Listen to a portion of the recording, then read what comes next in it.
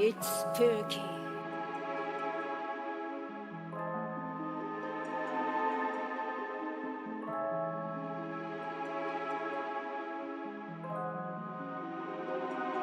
It's spooky.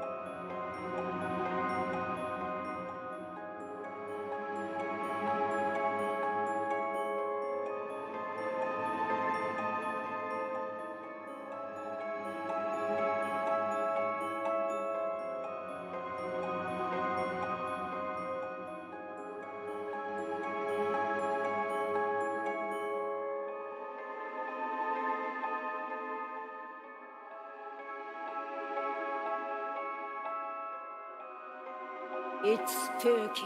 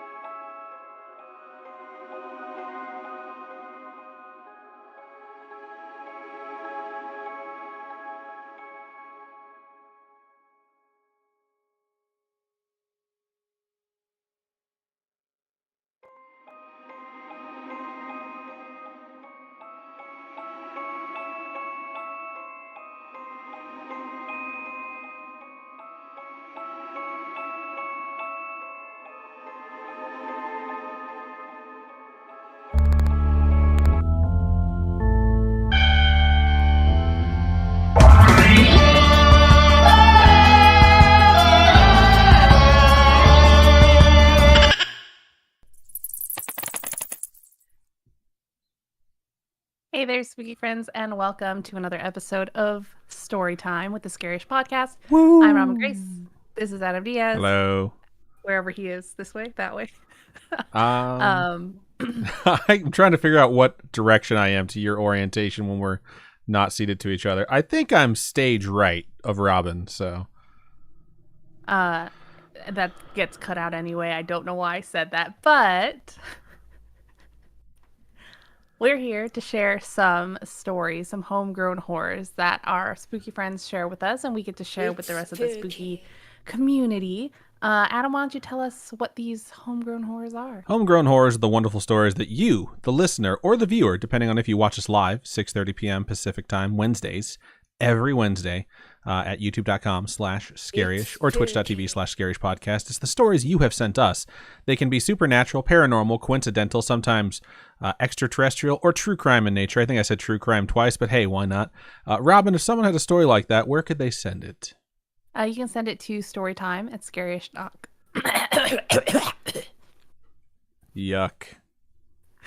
You can send it to storytime at Scaryish.com. That's our email. Or you can go to our website, Scaryish.com. There's a contact us page. You fill out all those deets, and it gets sent to us that way. And yeah, I mean, we have social media, Facebook, Twitter, Instagram, all that fun stuff. We've got messages. We've had messages sent to us from, like, everywhere. Indeed. Like, I think we've honestly had emails sent to us from so many different countries. Hang on, I'm marking this. I'm going to guess, hang on, based off Robin's expression, her shocked expression, I think the words about to come out of her mouth are, I forgot to hit record. Oh, no, it's hitting record. It's not recording anything. See, this is why it's best to show up more than 20 seconds before the show starts, so we can troubleshoot these things off the air. That said, I think we got the intro done really well that first time. We'll have to take it again once the show is over. In the meantime, you wonderful folks watching live can sit with us while I try and troubleshoot Robin's recording audio, which I assumed was just rolling when she showed up. So can you zoom in as far as you can and see if it's recording any sort of background sample? Flat line. Okay, so I'm going to need you to go into options and then preferences and tell me what your devices are set to. You have to stop your recording first, but if it's not recording anything, I guess it doesn't really matter. All right. Options, preferences. Where's the word devices? Oh, device says audio system wave out. Is that right? I don't need you to check any of that. Just what's the input? Mic inst line in. Yeah, switch it to, it should be something along the lines of the name on the front of the audio interface on your computer. You could just read me the notifications and I'll tell you what they are. Microsoft Sound Mapper, mic inst line in 1/2 3 Studio blah blah blah blah blah. Virtual 1/2 3 Studio 24. The 1/2 that's not virtual, click that one. That's what it's on. And it's not recording anything. There's no sound being recorded. No. So that one is already okay, well then close everything down and open up Reaper again. All right. Save unsaved project? The answer is no. Okay. Let's see. We did a test. We did a visual test at 5:30 our time, and everything was fine. So I was like, please be here at 6:20. And 6:29 and 40 seconds is what it wound up being. All right. So let me see if let me record. Zoom in. Nope, nothing's recording. All right. We'll just delete that.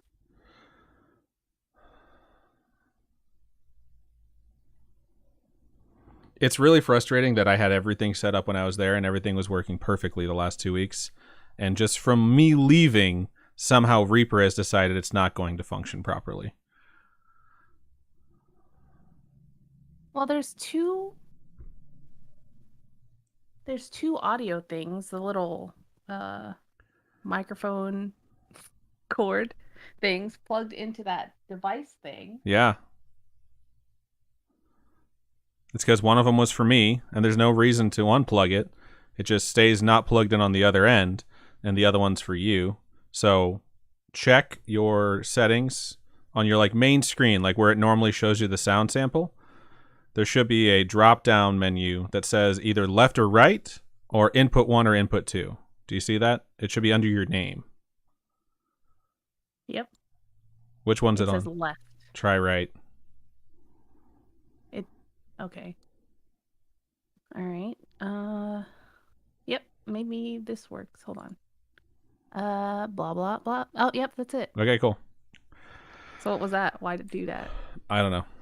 I honestly don't. It just might be because for whatever reason with 2-channel inputs, it does not want to designate them as 1 and 2. It only wants to designate them as left and right.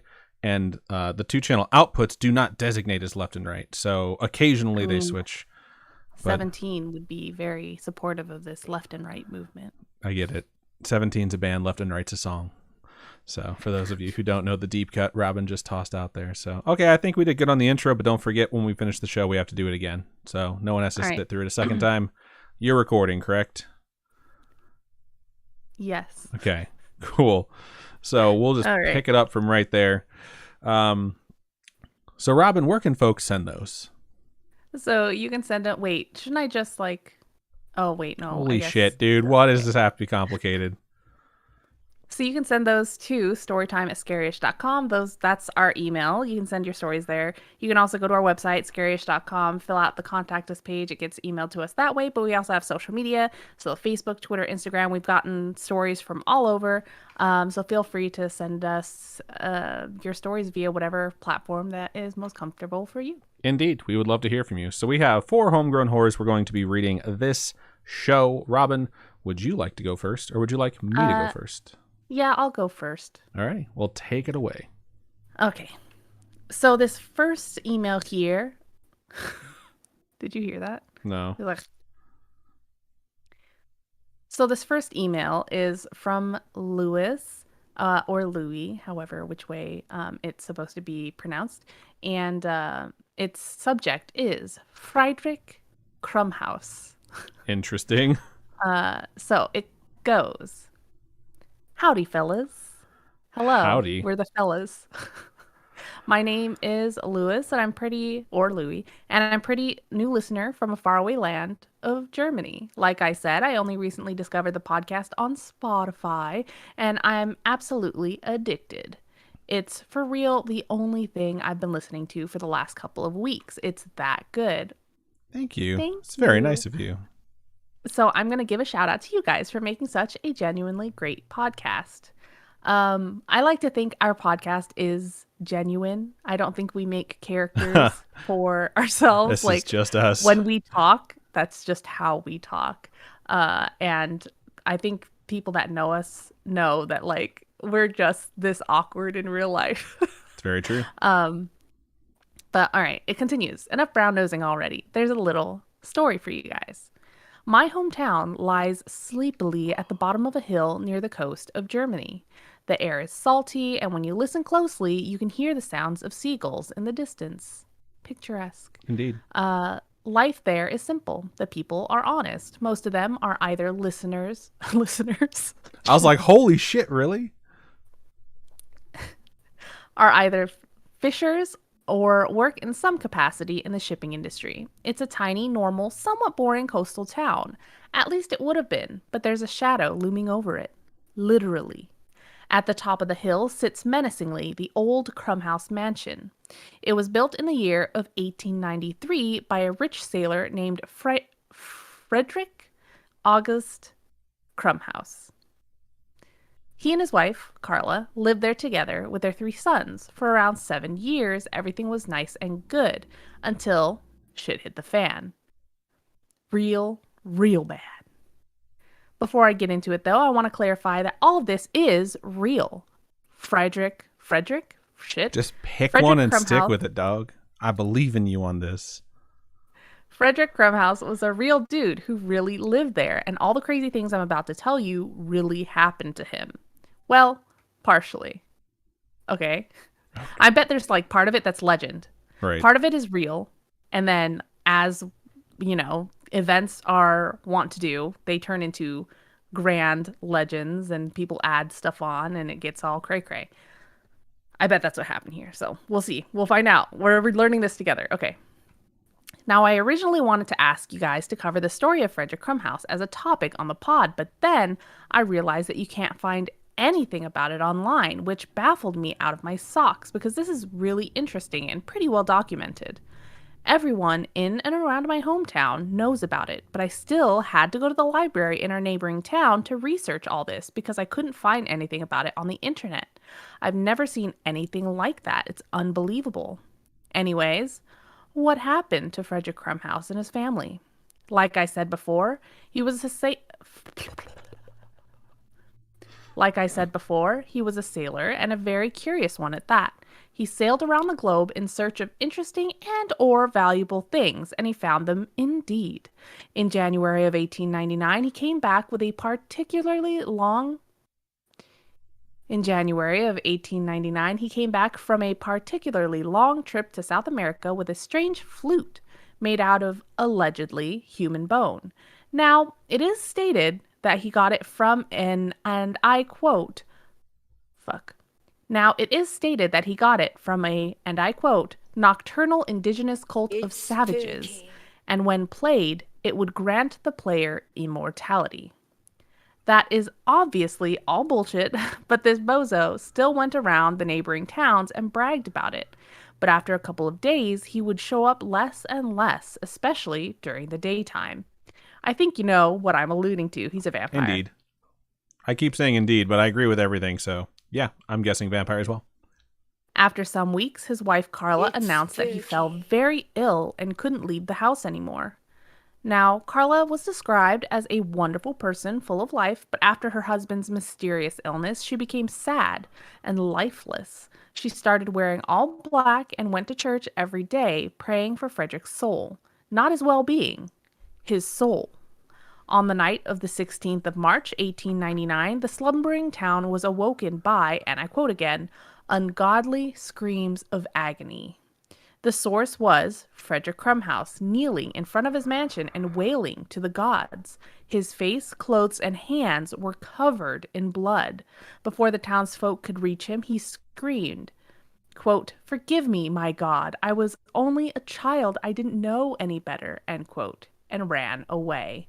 Everyone was too freaked to follow him, so they still entered his house where they found his wife and his sons in their beds with torn open throats and mangled bodies. They immediately started searching for Frederick, and now comes the real kicker. The next morning, they found his only shoes near the ocean, and it wasn't enough. And if that wasn't enough, they were full of ash.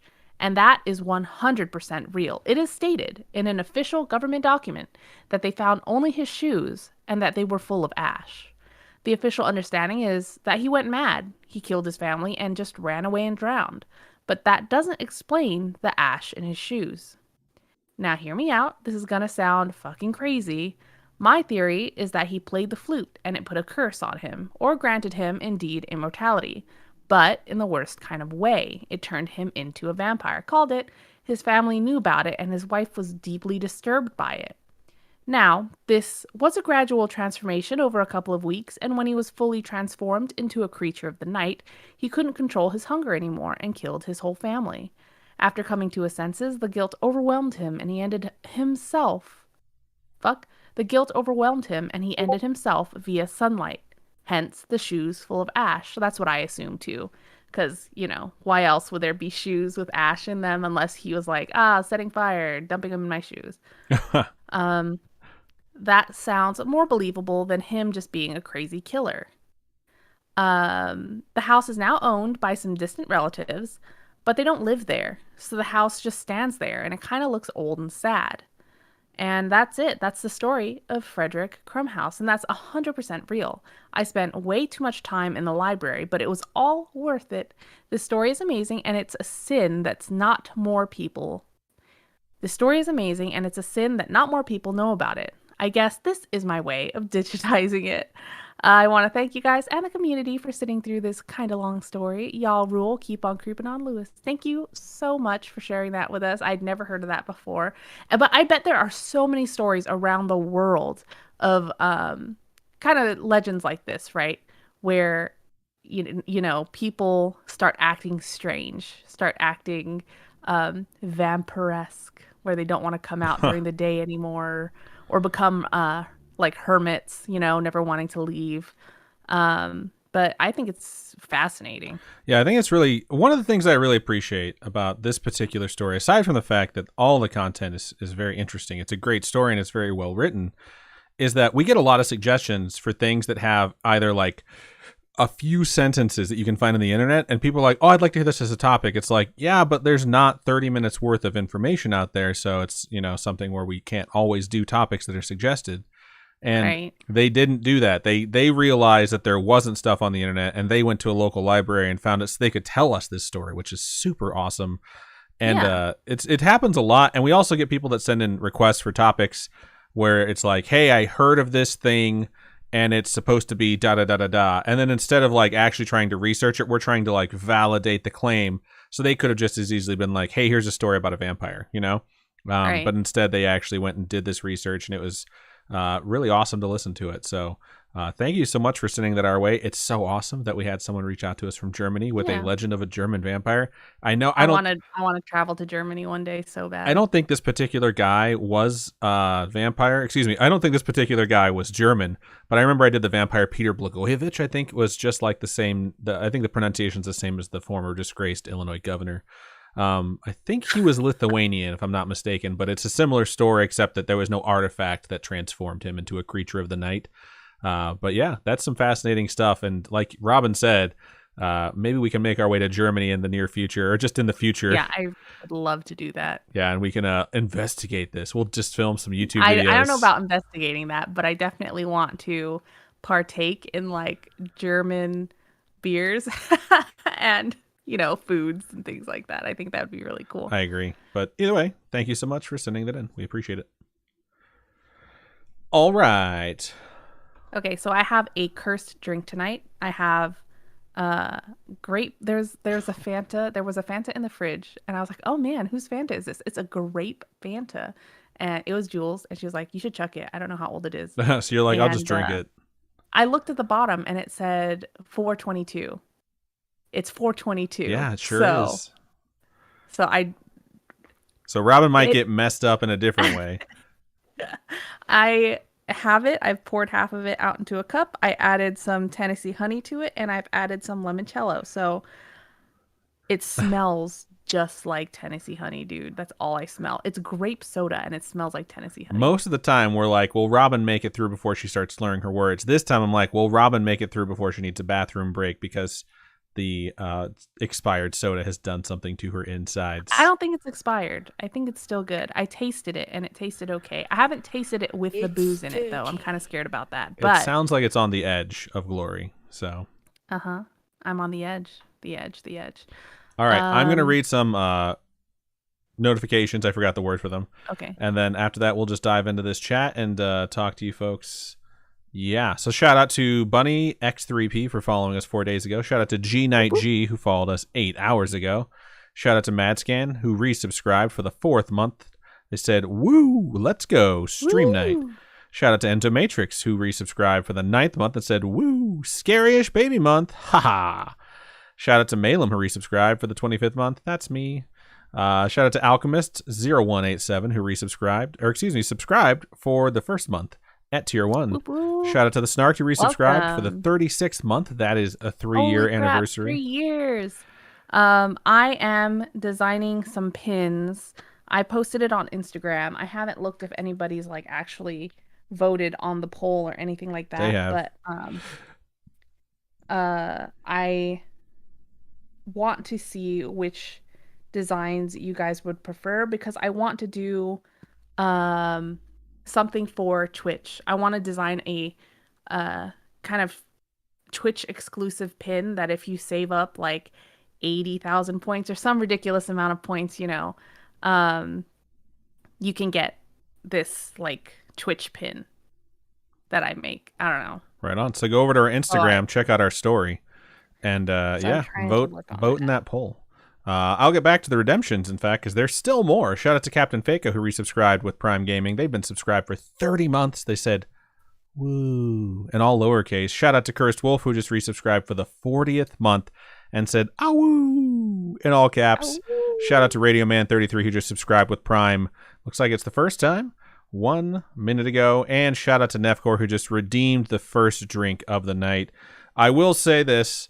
I am not drinking alcohol tonight, and it's specifically because I had to donate blood, or not donate. They took my blood so they can run tests on it or whatever.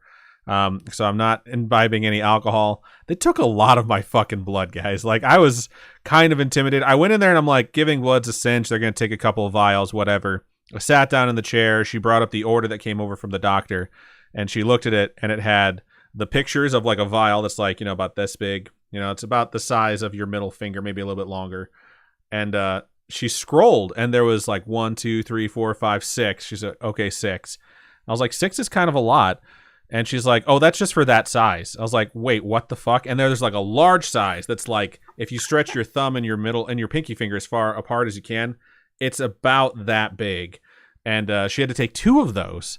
So I was like sitting there like, I'm sure it'll be fine. No big deal. So she stuck me, and it hurt. And then she's like, it'll be over before you know it. And I was just like, you know what? I usually don't get nauseous looking at blood, but I'm just going to like look away because I don't want to see how long it's going to take, because it'll feel like it takes longer if I watch. So, I was just talking to her, and then like I felt just a tiny, tiny bit lightheaded. And she let me know, like right when I felt that, she's like, I only have 1 more vial to go after this one. I was like, oh, okay, cool. I must have looked pale. And then she went to the last one. She finished out. She picked them up and she was shaking them, which I thought was kind of weird. It's like it came out in like 2 different distinct flavors that needed to be mixed together. And she asked me like, do you feel lightheaded or nauseous? And I was just like openly honest. I was like, yeah, a little bit. And as soon as I said that, she put her hand on my shoulder and she's like, I need someone else in here. And some chick like rushed in, and they like made me go over to like the table and lay down and relax. They put like an ice pack on the back of my neck, and then they like wrapped another ice pack in wet paper cloth, and they put it on my chest. And I was just like laying there like, this is a bit much. And they made me lay there for like 15 minutes. And I felt fine. So after like 10 minutes, I told them like, I really am okay. Like I can totally go. So they let me go after that, but they were making fun of me for a little while. They're like, we wouldn't be able to get you up off the floor if you passed out. And I was like, yeah, that's fair. That said, I kind of feel like shit now. I went and got a big meal after that. They told me like, make sure you eat after this because we took a lot of your blood. And I was like, all right, cool. And I've been dieting pretty carefully and having like incremental meals. And I was like, I need to just go get like a meal from Burger King. So I got a burger and fries. I was like, just to put food in my stomach. And that might be why I'm feeling like shit. Not because I had the blood taken, but because Jesus Christ, does Burger King suck. But yeah, so I was like, I need to just drink lots of water, and I'm not having any sort of booze. So that's my story of my excitement for the day. It's like the 3rd time Robin has heard it. I'm going to scroll up. Yeah, he's just been, and we had a long conversation in the car earlier too, about just getting your blood drawn, going to the doctor, getting, like when you have to do a urine sample, how confusing it is sometimes because they just hand you a cup and you're just like, well, okay. Yeah, that's what happened. They handed me a cup and they're like, go take care of that. I was like, all right. Usually there's a bunch of directions, but they're just like, you got it. You're a big kid. I also got told as soon as she pulled the needle out that it bruised. She was like, so just so you know, there's going to be a bruise. It's no big deal. It'll go away. But as you can see, like it fucking bruised immediately. And I have like a pink purple line on the vein where they stuck me. And it hurts like a motherfucker right now. But fun stuff. Let's scroll to the top. Liz Batry was the first person in either channel. She was over there on Twitch, said, let's see if I can stay awake for the whole stream tonight. Fingers crossed you make it through. Shout out to Latreia, who was here right after that and said hi. Shout out to MadScan, MQI, Enzo Matrix. Everyone's sort of rolling in. Captain Fake Eye. MQI says, I wish I could be the rainbows and butterflies today. I've been sick since Saturday. Went to the doctor yesterday. No answers yet. Could be gallbladder. Could be an ulcer. That sucks, and we are happy you're here with us, and hopefully you're just chilling out. Lizard says, I'll be ghost listening tonight. I've got to work. Enzo Matrix says, doing good tonight, just getting ready for bedtime tasks for the kiddos, while Lizard Tree puts in some more hours for work tonight. MadScan says they just started their new job this week. That's super exciting. Congratulations, MadScan. I don't know. Robin's too busy on her phone, so Sorry. I'm doing like work at not like work at my job work, but like work for myself. Just like dealing with manufacturers because the time difference is so weird. I can only talk to them certain times in the day. So like while I can get them to adjust the merch that I need to make, I need to It's have that turkey. conversation. shout out to Sherry Sue, who just subscribed for the 9th month. Thank you so much. Also, good luck with your surgeries that are upcoming. That does stink. And we are sending all the positive energy your way. Hang on one sec. I'm going to scooch this over. It's weird. It's almost like it's cut off automatically. Yeah, it totally is. It's totally not the sizing of it. Looks like Captain Fake Eye is the stream boss right now. Let me see if I can just play with this a little bit to fix this widget, because it is off-centered for some reason. See how it just cuts off right there? I don't know why it's doing that, but it doesn't have anything to do with like its orientation on the screen like I thought. Either way, I'm just going to put that right there, and I'm going to keep going.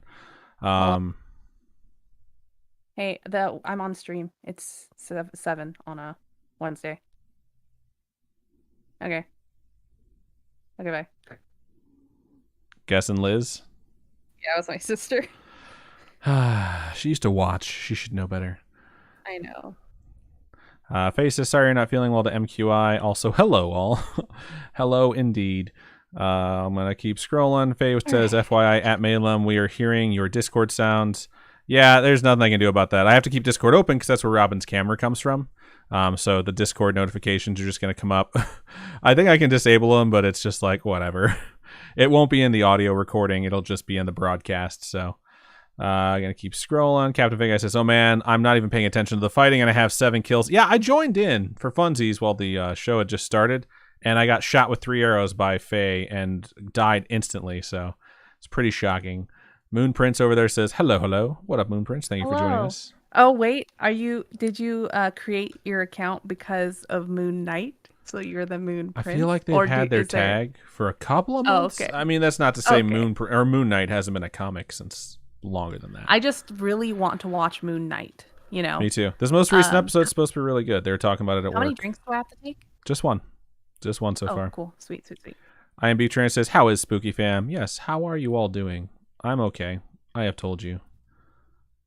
Oh, man. Mad Scan's excited to start their new position. Tastes weird. Grape soda and Tennessee honey. It's like sugar on top of sugar, you know, because Tennessee honey's already sweet. And gross. So it's like real sweet. And I put limoncello. So it's like, Jill's like, really? You're going to add more? I'm like, yeah, a little bit of citrus. Just leave that in there. Tis just a little dash of citrus. Gross. That's an evil concoction. Christian Perez says, what's good? Faye says, good, pretty tired from the craziness of work. Snark said, hi, y'all. Scrolling. Alchemist said, behind the scenes when we were troubleshooting stuff. Faye says, the worst My sister. when the recording isn't started. The scripter says, sorry for the interruption. So funny. And Faye also said, at least you notice now and not 30 minutes into the show. You are 100% correct. All right. Do you want to read your first story? I would like to read more of the chat, TBH. Oh, okay. I'm What's New says, just curious, Adam, do you still have to tell the composer of your intro/outro song that his copyright expired? I do not, actually. When we became partners on YouTube, after that, it's like they finally read the support ticket I sent a year prior, and I haven't been copyright struck by that person in a minute. I'm still shocked I never got copyright struck by the people who own the rights to Higher Love, because I put that song as one of our outros one time because it wouldn't leave my brain. Man. But Lynn, and they did not strike us. No one knows. Nah, no one stays here until the theme song. So like we don't even remember which episode it was on. No. Because 100%. Because yeah, our friend asked the other day. She was like, "Well, which episode is it?" I don't fucking know. Snark says, yay, Twitch isn't broken anymore. That's good to hear. I show that we're streaming just fine at our current bitrate, and everything seems to be stable, so that's cool. Matt Scan says, I'm currently at my mountain house alone, and it's peaceful, but also scary. I could see that. MQI says, so grateful to have a live tonight while I lay in bed, dying, hopefully to Aw. take my mind off this hellacious pain. Oh no. That sounds terrible. I think, if it makes you feel better, I think we're reading one of your stories tonight. If it's not tonight, it's next story time. So, that's cool. Glitch says, hello, you. Matt Scan says to Glitch, I just read that like Penn Badgley from you. It's funny. Christian Perez says, I listened to all the episodes. Thank you so much. I saw a TikTok or something, and it was a video of them filming the new season of You.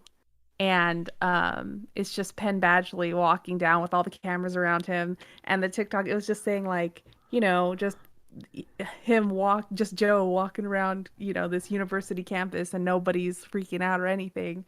And I think someone commented, like, you're just filming him, like, you know, you're stalking him, like, in That's You. funny. It's a very good point. The Snark said, catch y'all next time. Twitch is dumb. Love y'all. Well, that changed pretty quickly. I think it took about 4 minutes from its Twitch is fixed to Twitch is dumb. You guys can always go to YouTube and watch us over there as well if you're having problems with Twitch. Radio Man said, good evening. Robin and Adam, good evening. Good evening. Thank you for joining us. Faye said, going to try and stay awake tonight. Fingers crossed you do.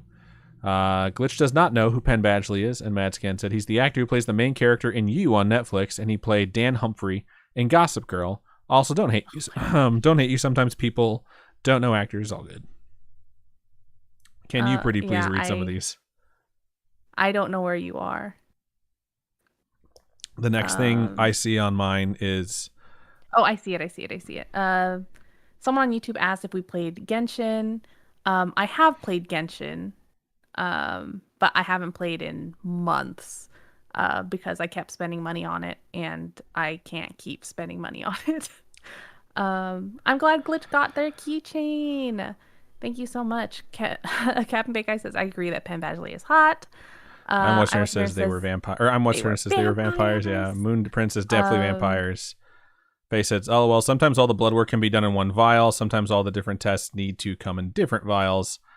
That sucks. It's because they don't want some 6-foot-plus man fainting on them. Yeah, I figured that was the case. Yeah, pretty much. Captain Big Eye says, y'all fall hard and you are hard to pick up. Adam was saying that it was literally what they said, like, we cannot pick you up. Yeah, they were like, we wouldn't be able to get you up off the ground. I was like, all right. Gotcha Man says... What's the says, needed 2 of them to handle that much, man. Gotcha. I would, if they would have been in front of me and I would have passed out forward, I would have crushed them both, like 100%. I would have been not nearly as bad off as they would have been. All right. Gotcha Man says, something is better than nothing. At least you didn't have greasy McDoubles that didn't oil through the bottom of the paper bag carrying it. Yeah, that would have been rough. Camp Big Eye says, as someone who's tried to pick up a 6-foot-plus dude off the shower floor after he seized on my labor floor, it is very hard to pick up a tall man as a small person. If anyone can do it, I imagine it's you. Aw, Radio Man says, hate to leave great company, but gotta go because hate and discontent in traffic. See y'all soon. Oh no. Bummer, but thank you for joining us. Drive safe. It sounds like you're on the road. Moon Prince says, LMAO, no, but I do love Moon Knight. Always loved his design since I was a kid. Aw, that's awesome. Jay Valorov on YouTube says, hi-yo, hope all is well. Yo. Things are going. We hope you're doing pretty well good. too. I was there says Tillamook ice cream is so good. I have a pint in the fridge of like some cherry one from Tillamook, and I haven't eaten it yet. I should though. I feel like you should start reading your story now. Okay. Glitch says it's very good. I love Vanilla Deadpool, and we'll stop right there. I've heard him referred to I've heard Moon Knight referred to as Vanilla Deadpool a few times the last couple of days. Oh, is he meta? I don't know if he's meta. I think he just has that general attitude of being like kind of an anti-hero. But I haven't watched it, so I'm going to mark it, and we're going to move into the next story. All right, I'm going to go ahead and move into our second, I was going to say creepypasta, homegrown horror of the show. And this one's title is New Mexico Haunting, and it is from John. And it starts out like this. Hello, Robin and Adam. Hello. Hello. That's us. That is indeed us. John from Texas again with an interesting story from a friend. So before I start, let's backtrack to my first story I sent in about a coworker who found an elderly couple on the side of the road who had been killed. Well, this same coworker was originally from New Mexico and shared creepy stories from his childhood. Years ago, he married a woman and moved to Texas. Nope. And moved from Texas back home to New Mexico, a decision he would later regret. I got back in What? touch with him a month ago to share the podcast with him in hopes he would listen and write in his old stories. Well, he told me he had a recent scare that has made his decision to move back to Texas that much easier. According to him, after moving back to New Mexico, he bought a 2-story house and moved in with his wife and her kid. He said right away he could feel an odd presence in the home, but kept it to himself. As time went by, he started waking up from scratches on his shoulders, back, and legs. Holy shit. He kept this from his wife not to scare her or the kid, but his wife started complaining that she was getting bit by an invisible force all the time. They both took pics of what was happening to them as evidence they weren't going crazy. FYI, we don't have those pictures attached to the email. So soon, the sight of a man began to appear in the windows looking at them whenever they would leave the house. So it sounds like it's looking at them from inside the house when they're leaving the house. That's especially terrifying. This could be a you situation, and it's just a stalker watching them. I don't think so. He wouldn't leave marks like that. That's just... Penn Badgley is better than that. He hides his presence a lot better. Okay, continuing on. The family would see this and wouldn't bring attention to it in fear it would give it power over them. Well, as they continued to live with this evil force, his wife started to lose her voice to the point where she couldn't talk. He began looking up info on the house and area and found out there was a little girl killed when a car hit her in front of the house. A few years after the owner at that time... This is kind of a weird structured sentence. Hang on. A few years after that, the owner at the time was a drunk and smoked a lot and passed out with a cigarette in his mouth, causing half the house to burn and killing himself in the process. I feel like if half the house burned, they should be required to disclose that information to you when you buy it, but I don't know. That's just me saying morally I think they should have to tell you that rather than you just find out later. But if you rebuild, do you have to because it's like a new house? It just reminds me of like a car getting into an accident. It goes on the VIN number type of thing, but... all right. I don't think houses have VIN numbers. I'm very aware of that. Thank you. That's why I said it reminds me of it. That's why I think morally you should have to report it. All right. Throughout the years, owners came and went, all having the same haunting problems, but would never talk about them until they moved far away. My friend couldn't take it anymore and bought a small trailer and parked it on family's land just to get out of that house. Amazingly, a few days after being... That's like you really didn't want to live there. Yeah. You're like, I'd rather live in a trailer on a lot than live in that house. Yeah, 100%. I think it's a good solution, too, for people that are like, but we have so much invested in the house. We just bought it. It's like, maybe find yourself not as nice living situation and get out of the place that apparently is so haunted your wife can't even speak. It goes on to say, amazingly, a few days after being out of the house, his wife's voice returned and the feeling of stress left their shoulders. That's creepy. Like you leave the house and then all of a sudden you get better. I'm wondering if it also could have been an environmental factor. Like there was something in the house that was making her sick. But I mean, obviously that's just me being rational and coupling that with all the crazy shit that's happened. It goes on.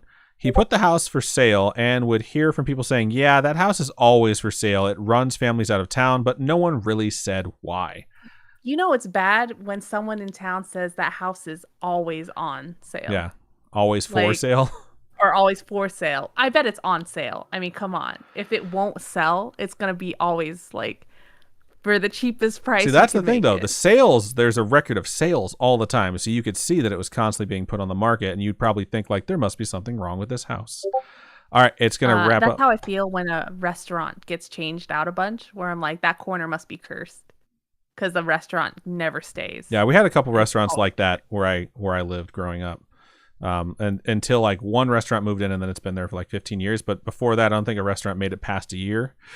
But it was prime location and people used to just constantly move in. All right, I'm going to continue now. I'm going to wrap this up. Well, he began to open up and talk about what they went through and tried to get the house torn down.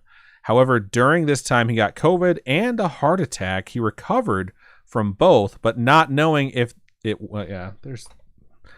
He recovered from both, but not knowing if it was the evil force still following him to shut up or just... Okay, I have to reread this one because there's like no punctuation and like a ton of words missing. And of course, a giant truck passing in the background. I can't hear it, so... It'll be on my recording. He recovered from both, but doesn't know if it was the evil force still following him to shut him up or just bad luck. He's still living with his family in the trailer, hoping to find a job back in Texas soon.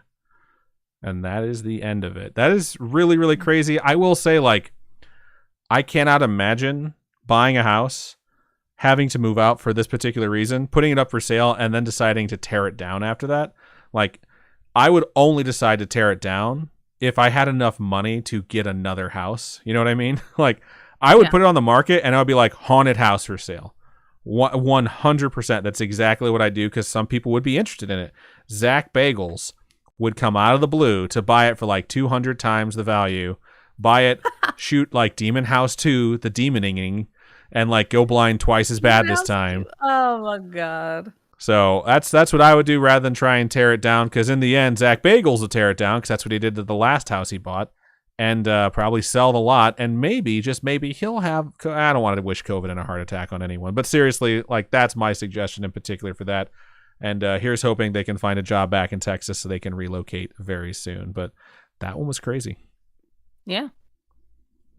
All right, we'll stop right there and go ahead and move over into Stream Chat to see what you folks had to say. Yeah. I am very sore today, and I'm pretty sure it's because I slept like shit, but it's like, I also had the blood taken, so I'm just like, don't know what's contributing to what, but my neck is fucking killing me. I feel like I look like a floating head because my chair is black and my clothes are black, and I'm just like... You kind of do. You have like this like dagger look by your cleave a little bit. So it looks like the thing that's above a Sim's head, but it's like inverted. Let's see. People are talking about how good guac and salsa are. I love guac, man. It's so good. I do not like guac that much. I do love salsa though. MQI says team salsa juice. Some people are like chunky salsa. I like me a good chunky salsa. I used to, as a kid, I only liked the juice from salsa. Now as a grown up, like, I love chunky salsa. It's one of my favorite things. IB says, hey, now salsa is amazing. I could pass on the tortillas, to be honest. You have to have some handmade tortillas, man. Oh, my God. They are night and day better than just regular tortillas you buy at the grocery store. I love Cafe Rio's tortillas. I can go to Cafe Rio, not order anything to eat there other than their tortillas. I don't think Cafe Rio is a national chain. I think it's a West Coast chain.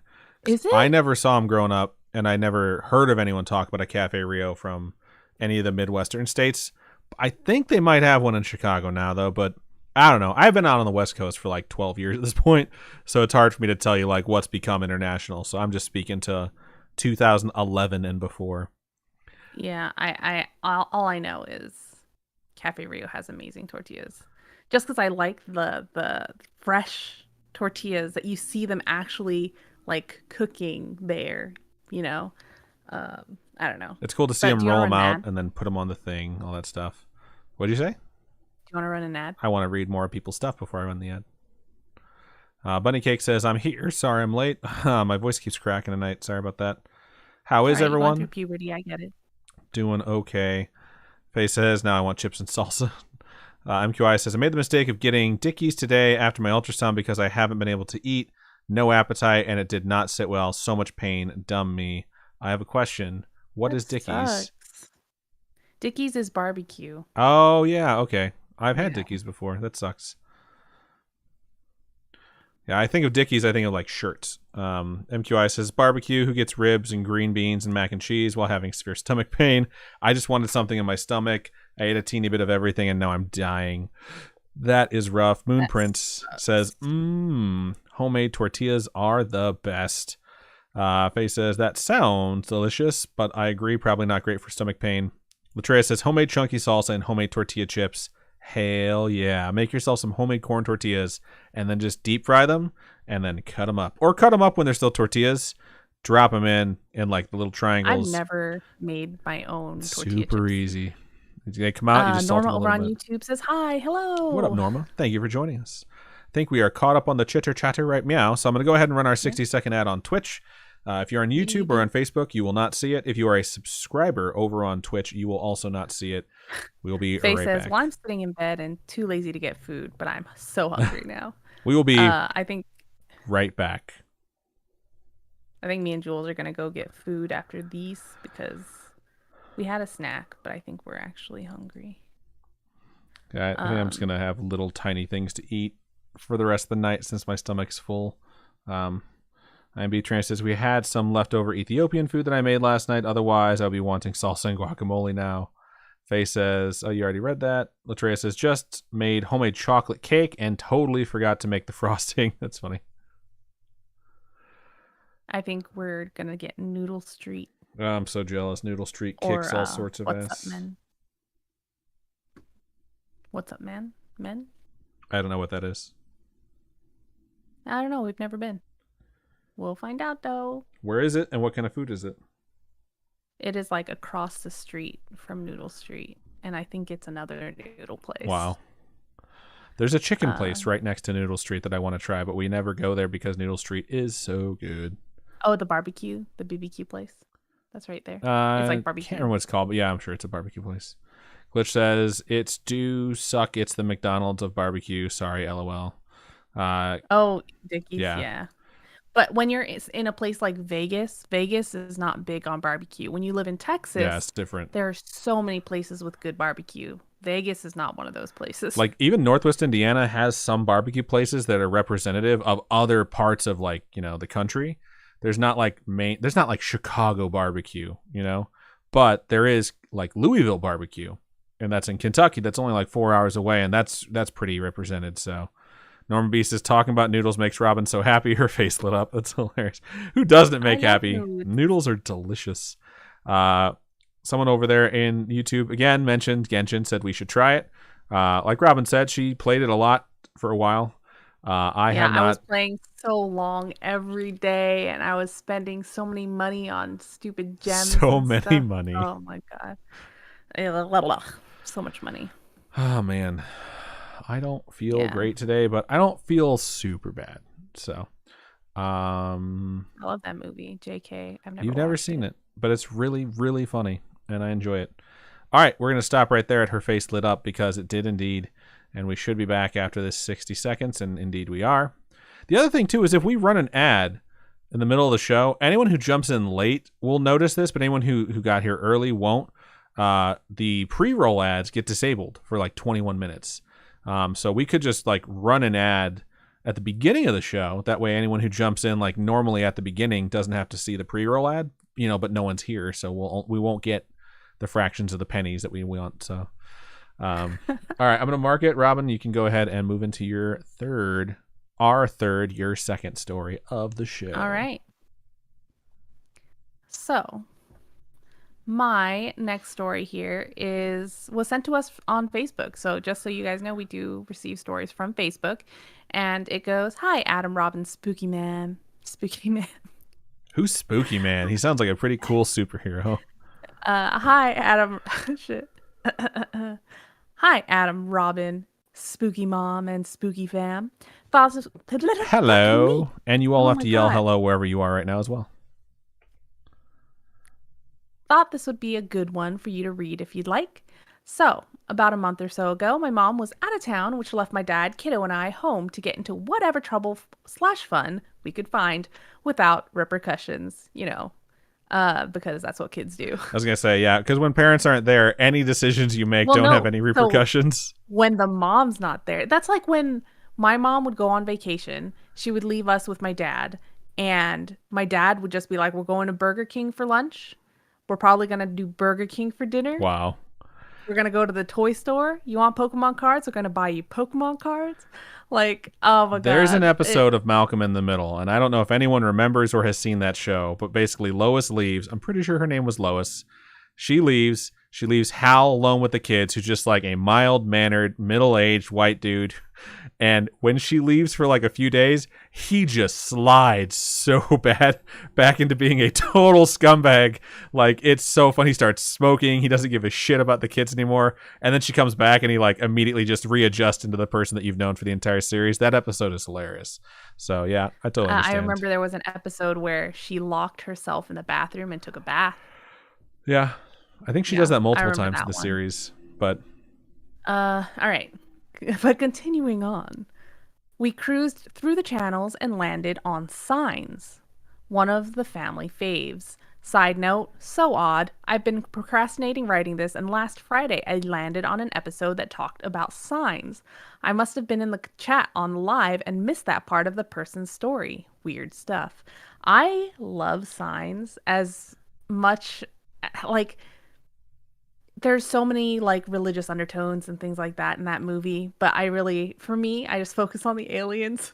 I mean, there's And genuinely frightening moments in that movie, so I do oh enjoy yeah. it. I do enjoy that there wasn't like the twist at the end, like M. Night Shyamalan likes to do, where it's like he takes away all the fun stuff, like The Village, which I've talked about a lot. I know some people like it. I fucking hate it. If the end would have been like there was no aliens at all, I would have hated that movie. But the fact that it's like, oh yeah, but there were it actually just aliens. escalates. We were like, oh, like I sat down to watch that movie and I was like, there's not going to be any aliens. I already know the fucking twist. I got you, M. Night. I know your game.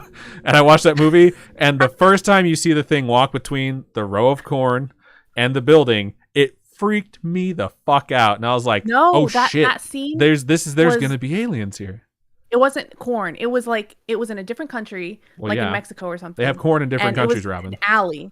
So it was like they were looking down an alley, and the alien walked across in front of all these kids at this birthday party. I'm pretty sure it was a cornfield behind the house, and then the alley that led to buildings, and he walked from the corn into the alley. But I'll have to rewatch it now.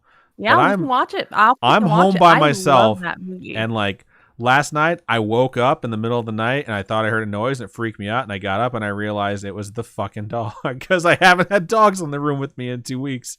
So I was just like, oh yeah. So clearly I'm on edge just slightly, but I'm still going to watch it. Let's get back to All the right. story. Okay. Any hoosers, we were about 3/4 into the movie, and we hear some noises. We ignore, thinking we're just getting spooked by the movie. We made it right to the end when they're panning around the bedroom when we all heard another bang-like sound. All of us get up to investigate. We move to the side of the house where we think the noises came from, and I flip my kiddo's bedroom light on, and nothing. So we go get one of the bar stools, not OSHA approved by any means, and I'm on my tiptoes trying to unscrew the decorative metal piece that holds the glass over the bulb. My child is on his bed, and he holds up a metal nut. What the what? I hadn't even finished getting the metal piece off. Behind that is where the nut should be. I called to my dad and asked if he had touched the light yet, and in a very confused voice, he says no. So I get the bulb out, he hands me the new one, and we are all so confused how the nut from inside of the housing got on the bed before the first piece was even removed. Now we're all weirded out even more than before, but we have light. So we decide to continue our search through the house. We literally start looking behind every door, behind clothes and closets, and then we get to the guest bathroom. I look around the corner where the toilet is, and there is a clear plastic bowl-looking thing floating in the toilet. What the fuck? At this point, we're all so freaked out, we are sure there is someone in the house. We keep checking every nook and cranny, under every bed, every couch. Someone can't even fit under the couch. Everywhere we could think of that someone could hide. We go back to the bathroom, and we're all staring at this plastic thing that we found floating around in our toilet, totally perplexed. Then I had an epiphany. A few months back, I had changed the light over the toilet, and that was the plastic piece that goes over it. A few weeks before this conundrum, my kiddo was plugging the vacuum in for me, and the outlet next to the bathroom and his room shocked him a little bit. So here we are for a solid half hour trying to find our light fixture culprit, and it was probably just an electrical thing. I think there was a surge or something that blew the light cover off and blew this bulb out. I don't know. I'm not an electrician. Surely we don't have a light ghost. I can't really explain the nut from the other fixture. We never figured that one out, but we're still all shook just enough that we didn't want to go into the crawl space to clear it. So we positioned the closet door about halfway over the cover, just in case someone was down there being weird with our light fixtures. We're dorks, and Mom thinks so too. Lots of love, Q. Wow. I think when it comes to electricity stuff, like if I flipped on a switch and no light turned on after I heard a scary noise, I would freak out, you know? I think it's very, So I mean, maybe that's just me. the idea that your kid just holds up a nut that you know should be in the housing that you're currently unscrewing, that is like unsettling to the point where I'd be like, get out of the room. I need to check every nook and cranny to see if there's someone hiding in here, because it is creepy. 100%. So thank you for sending that in. I will say, we usually don't cross over the live stream chat with the pre-recorded episode, but there are people stating that I'm wrong, that it was just an alley scene in Signs. There is absolutely 100% a ton of very tall foliage on the right-hand side of that frame.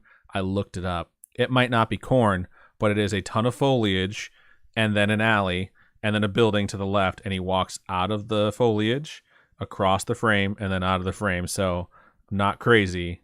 I remember it pretty well, and I'm pretty sure they landed in cornfields, so I just assumed that the foliage was corn. So, boom.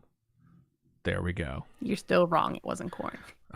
Okay, cool. This was fun. But either way, Q, thank you so much for sending in that story. We did sincerely appreciate it. All right.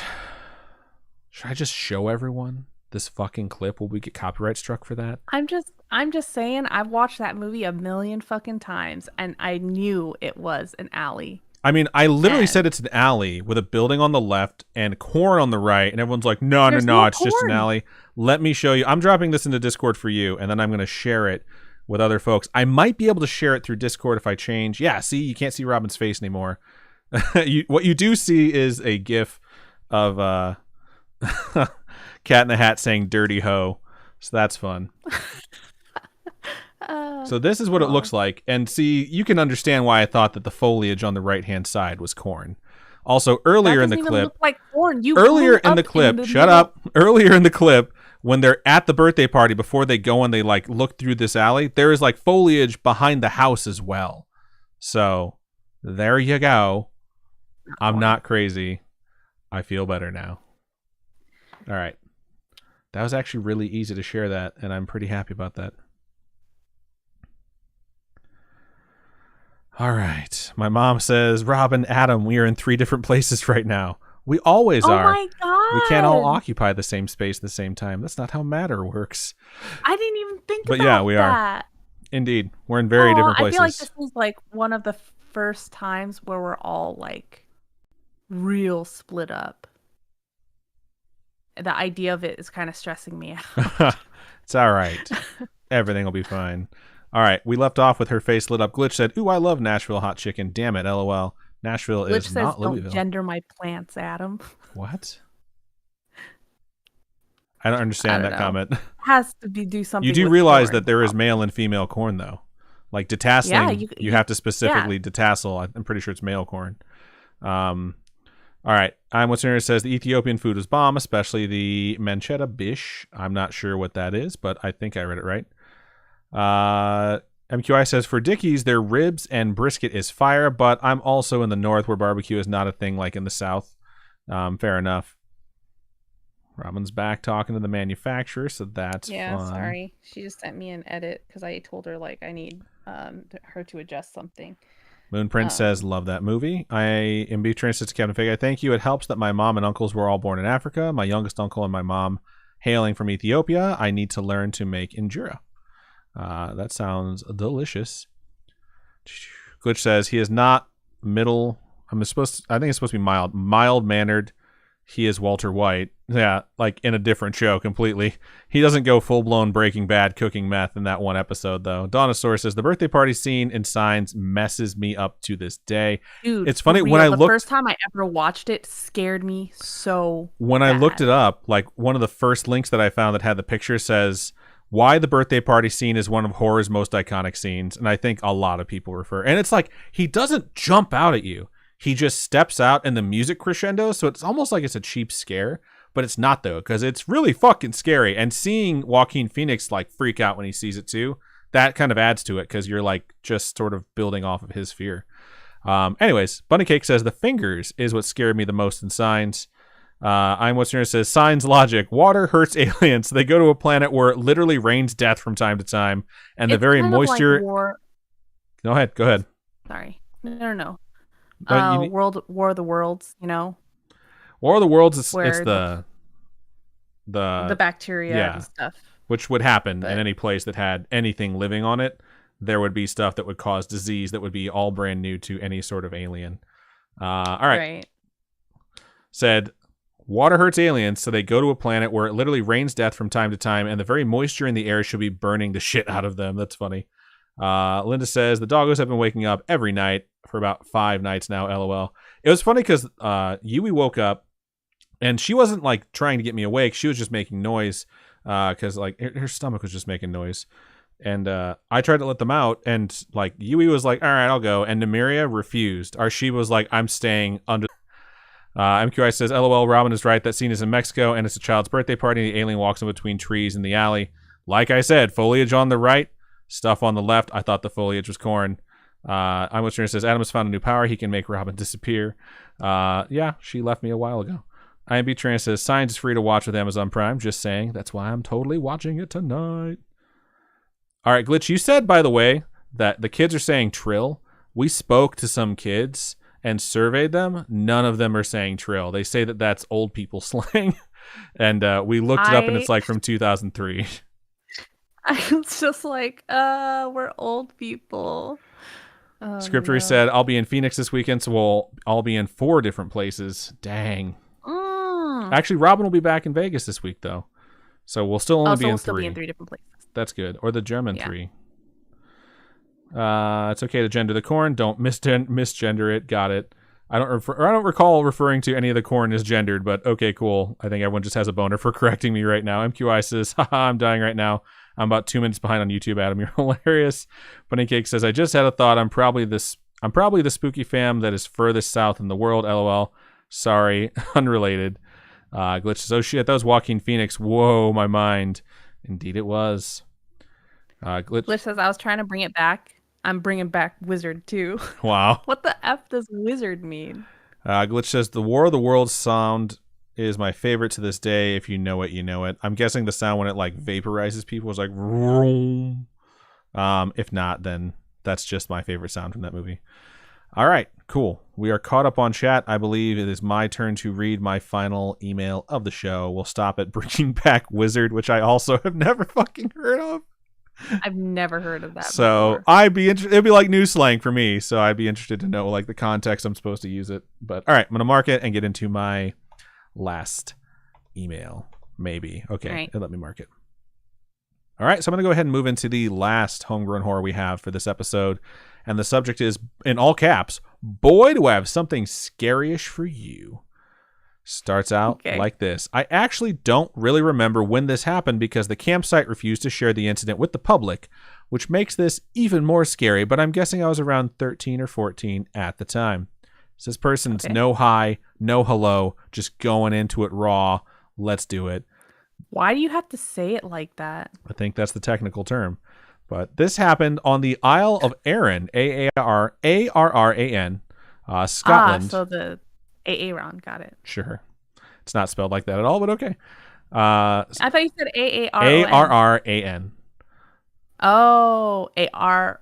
No. Arran, sure. Yeah. The camp was called Bonnie Brain's Adventure.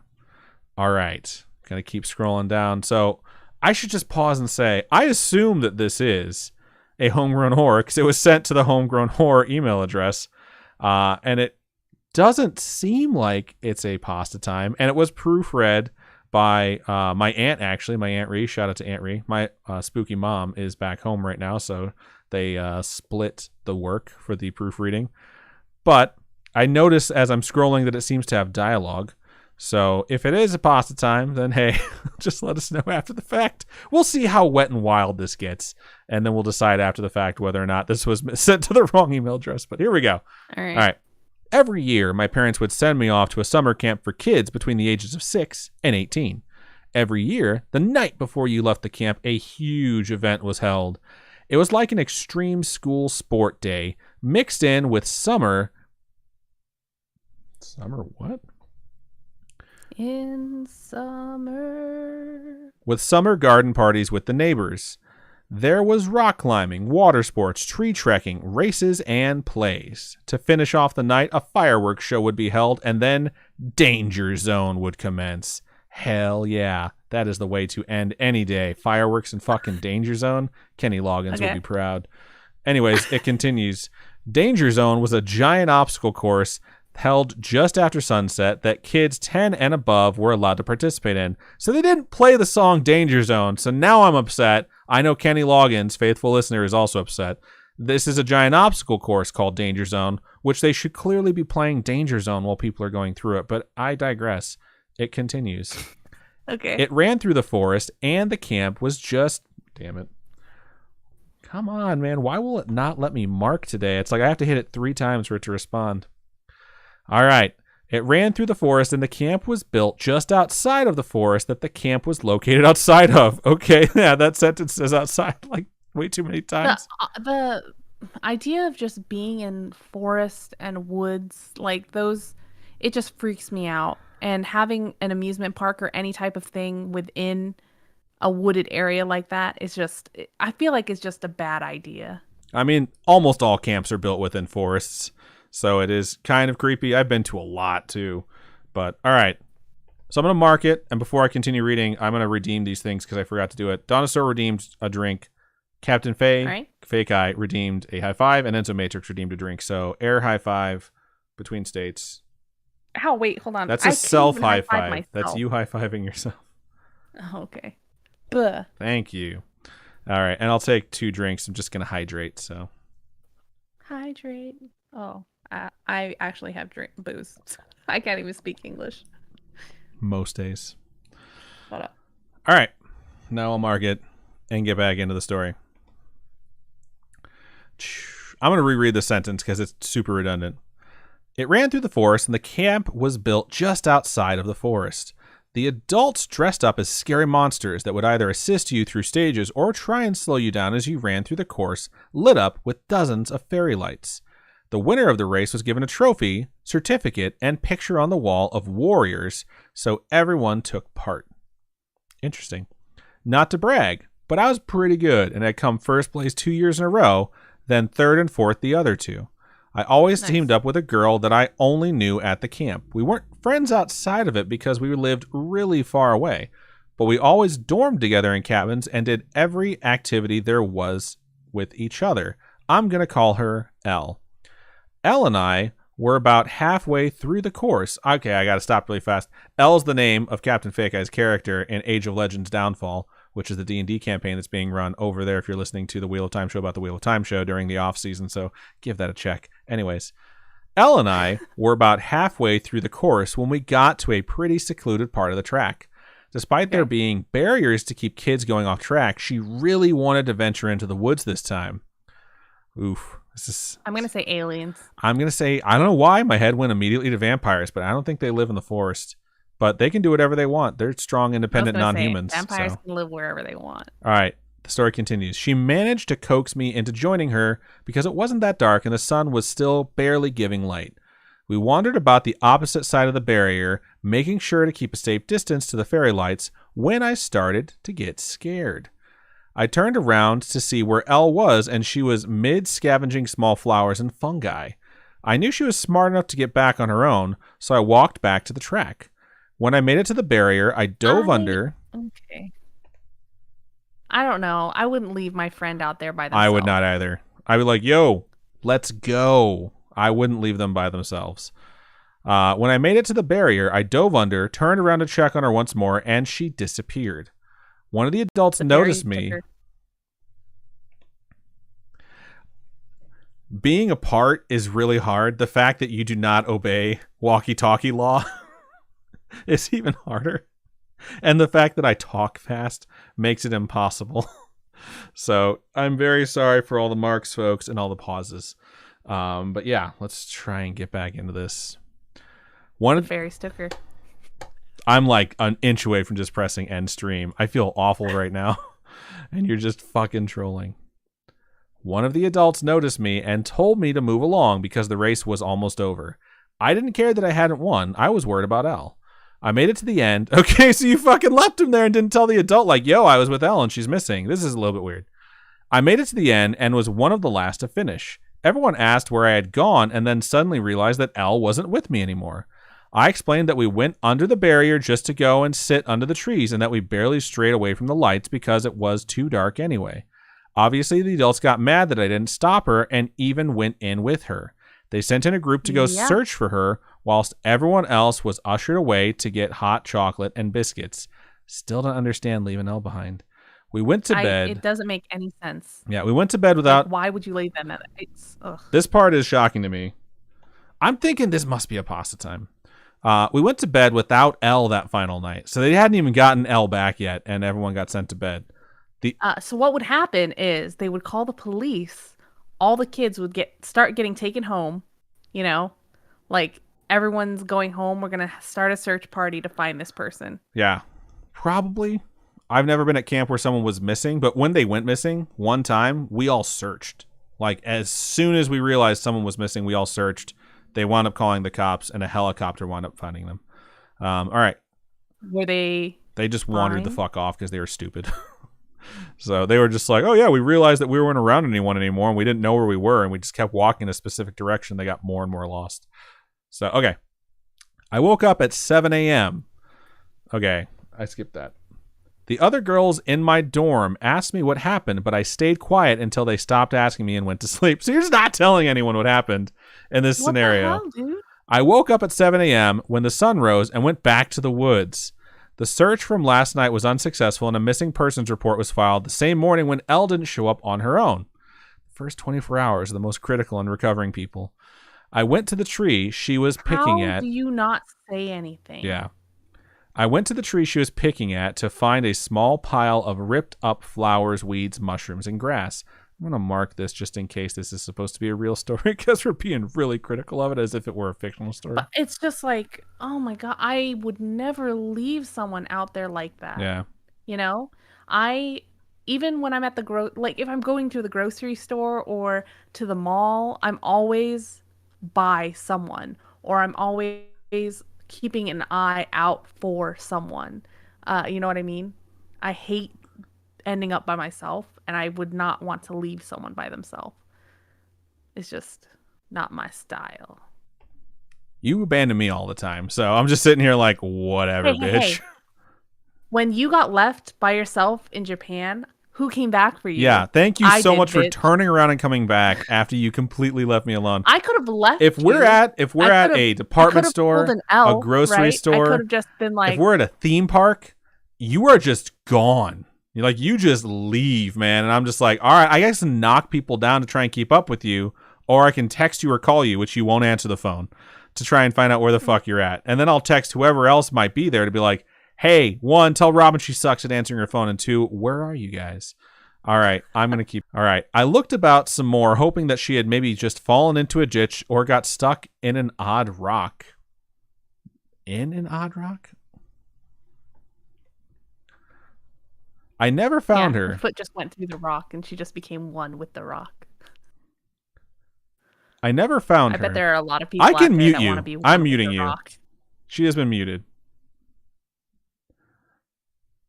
All right, I unmuted you. I took you out of the penalty box.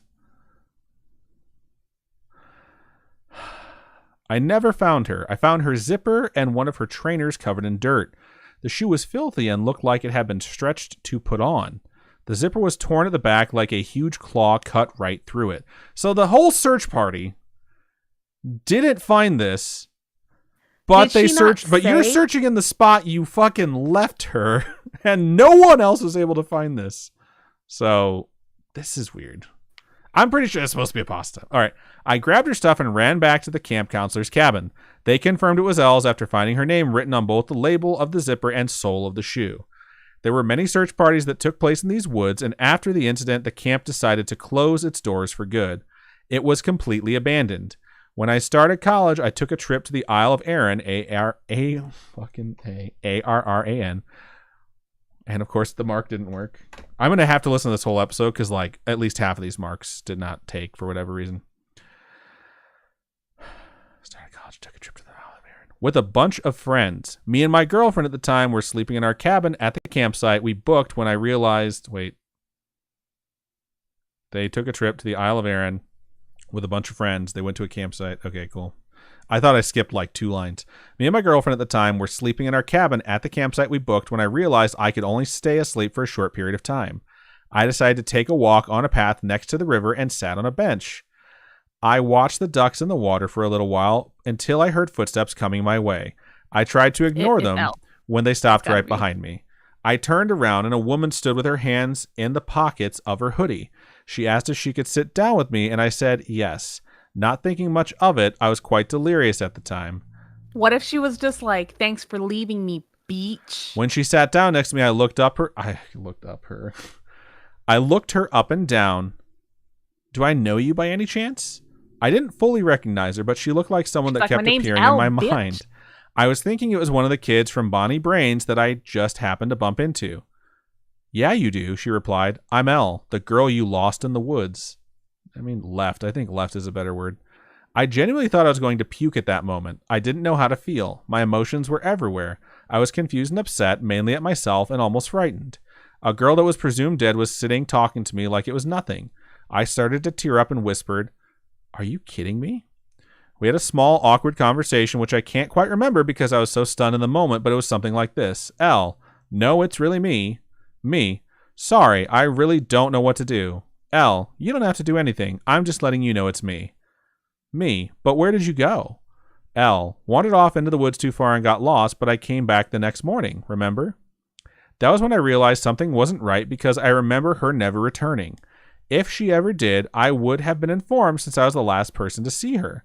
I was also part of the investigation because of that, and I don't even want to explain how traumatizing it is for a 13 to 14-year-old to be investigated for the disappearance of her friend.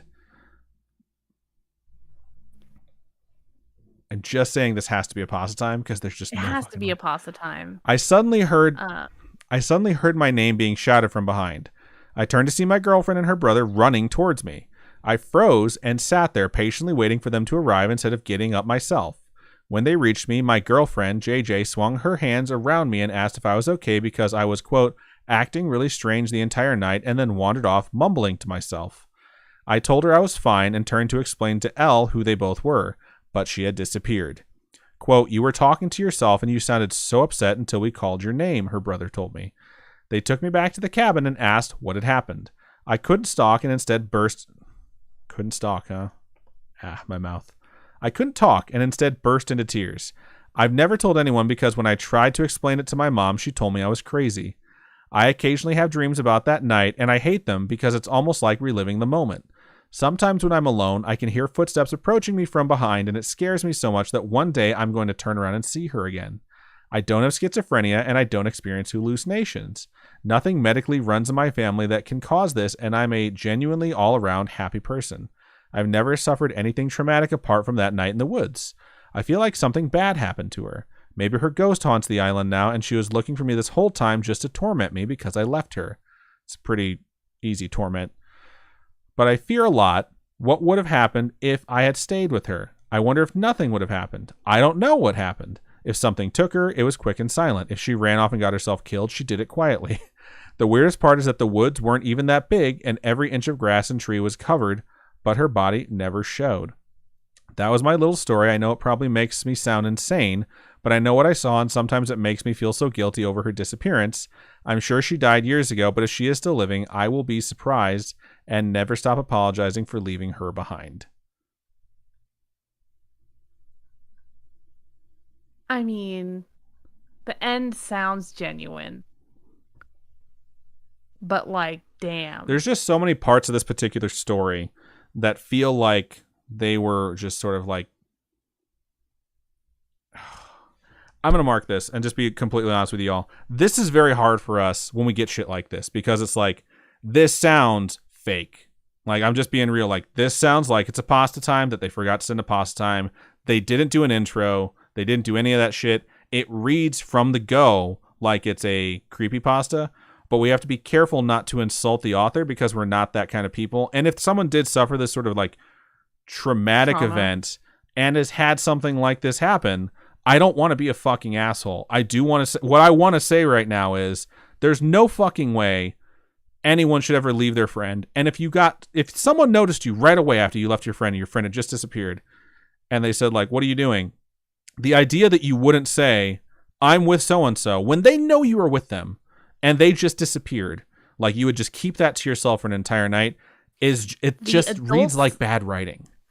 The adults would immediately be like, where were you guys? We're going to walk back there. You're going to show us where you guys were, and we're going to find them. And the fact that like she was the only person that found this stuff is so bizarre, and that the woods weren't very big. They did a search without including the police. Like, it all sounds like someone doesn't understand how the logistics of those things work when they were writing this story out. But yeah, because and the fact that they didn't find where her shoe and stuff was, yeah, it's just the adults, the guardians would have immediately been like, we're going to go back, you're going to show us where you left them, and we're going to search that area like completely. Yeah, they're not just going to be like, oh yeah, go ahead, go back to your cabin, go to bed, it'll be fine. Yeah, we'll figure things out. Like, no, cops would be called in immediately, considering their children. The idea you have an obstacle course in the dark already made me feel like that sounds weird. That sounds dangerous as fuck. It's called Danger Zone, babe. Yeah, but like, why would you have that be such a liability? It's like, okay, cool. I got to the part where camp counselors were in the woods dressed up as monsters trying to like scare kids or keep them on track. But like, either way, it's like you basically design something so someone will get lost in the woods or someone will get hurt in the woods. But all right, here's what I'm going to do. This is going to live in perpetuity forever on the internet as far as like what we really think. I'm going to walk this out on the official episode in a very like careful way. So I'm going to mark it and do that now. Yeah, like I said at the beginning of the episode, we're not quite sure whether or not this is a pasta time or a story time. The end does make it sound like this is supposed to be authentic, but that's the thing. A lot of creepypastas try and say like repeatedly, this is a real thing that happened. So again, too, the beginning of the story mentioned something like creepypastas do, where it states, I can't believe, the place never announced this or something like that. If there was a missing persons case, I'm sure there would be actual official documentation on stuff like that. So it is kind of weird. But yeah, if this did happen, then that's unfortunate and tragic and terrible. I do have the feeling like this was supposed to be sent to the other email address, but either way, I thought it was, very well written, and thank you much for sending it in. Hopefully this didn't actually happen to you. And Robin's just stone-faced. She's got nothing else to say. I just want this to not be true. I don't want there to be a missing child's case out there that because they just got left, it bothers me if it is genuinely a true story. And then if it's not, then it's like, if it's a fictional story, I would recommend as a reader for whoever is writing to research more. Yeah, I'll go ahead and mark that and not include it. Yeah, it just seems, pretty unrealistic in how pretty much everything was handled with this person disappearing. But all right, we've said enough about this particular story. I have already marked it anyways. Cool. Let's read some of that stream chat. I'm going to let Robin handle that while I get marbles on stream set up. Captain Fake Eye says, this story is deaf kind of weird. Glitch says, it's very sus. Kids still say that, right? They do. Enzo Matrix says, also, everyone talking about barbecue and salsa. Elizabeth Tree and I are having boba. I mean, boba is the shit. Captain Fake Eye says, LOL, nice shout out, Adam. Hey, I always got to put those plugs in there when I can. Aw, Norma says, weather's crappy here and my Wi-Fi is going in and out. Have a good night, everyone. Have a good night, Norma. Let's see.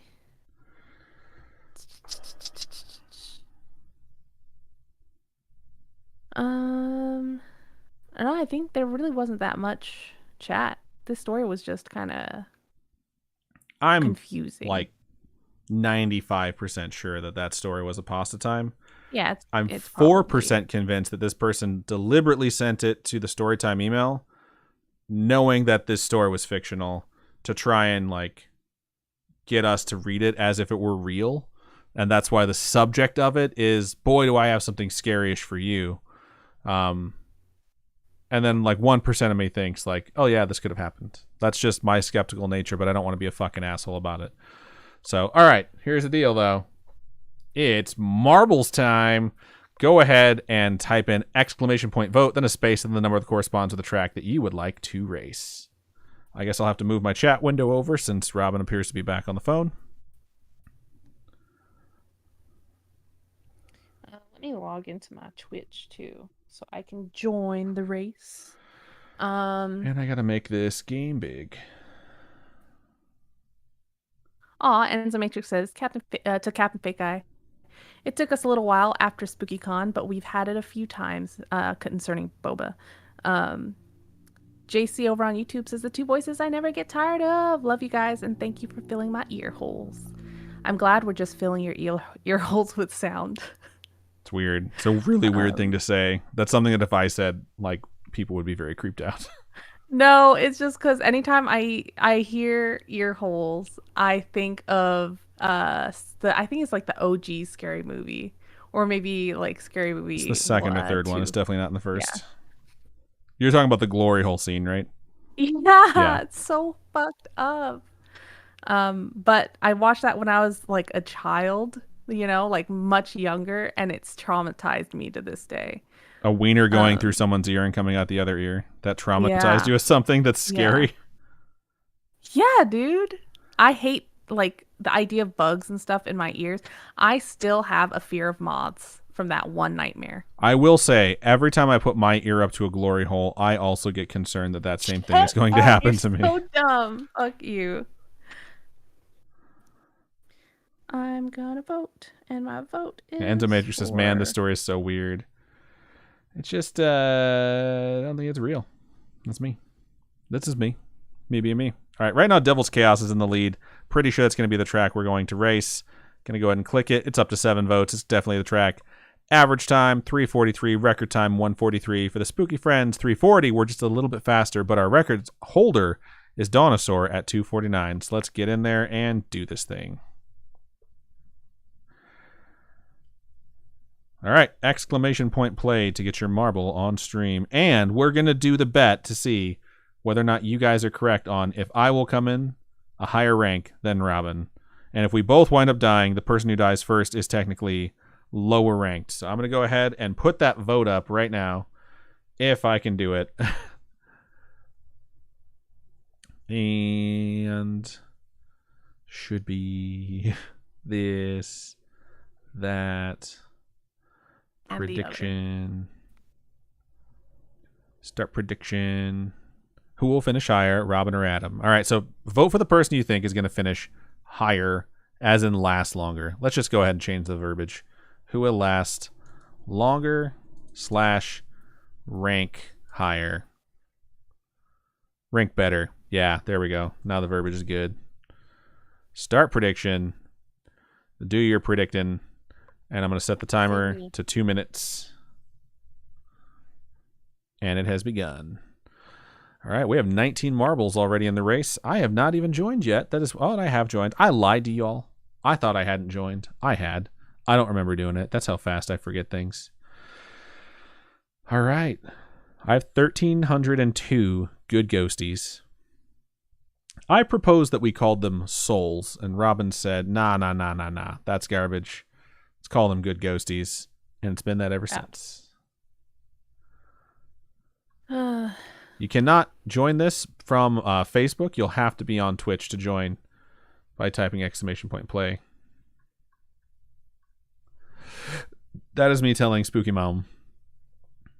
Glitch says, they were souls at one point in time. Yeah, Robin changed it. Red Keto says, I'm sorry, you're not gingers. Only I collect souls. That's funny. Wow. What the fuck? Well, that's saying I have 1,752 good ghosties, and that's a lot of good ghosties. So I'm going to bet half of those. The odds are pretty close. It's 52 to 48. But I think I put like 200 in there. My mom said, yes, I know. I'm out. LOL. Okay, thank you for joining us.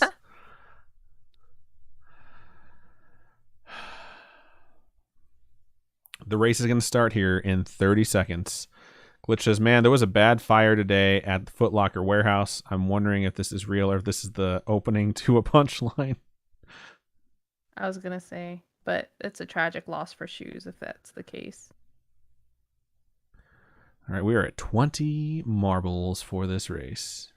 Yep, Glitch says, yeah, thousands of souls lost, but he spelled S-O-U-L instead of S-O-L-E. Oh, S-O-L-E-S. Yep. Damn it.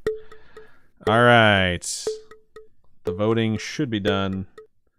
Indeed it is, and we are off to the races. 52% voted for me, 48% voted for Robin, so it's a pretty even split. So either way, the payout will be all right. We will pay attention to who's winning, and then we'll check and see which one of us falls off first. Right now, Red Keto is in the lead. A lot of folks got caught up on that fan blade, but it looks like I Am Beef Trainer got out of there earlier and has actually taken second place with Latreia in first. Gonna let everyone fall down through this like sifter thing. And right now, I am like in dead last. Nefcor has fallen off. Latreia has fallen off. Moon Prince have fallen off. So we are losing people.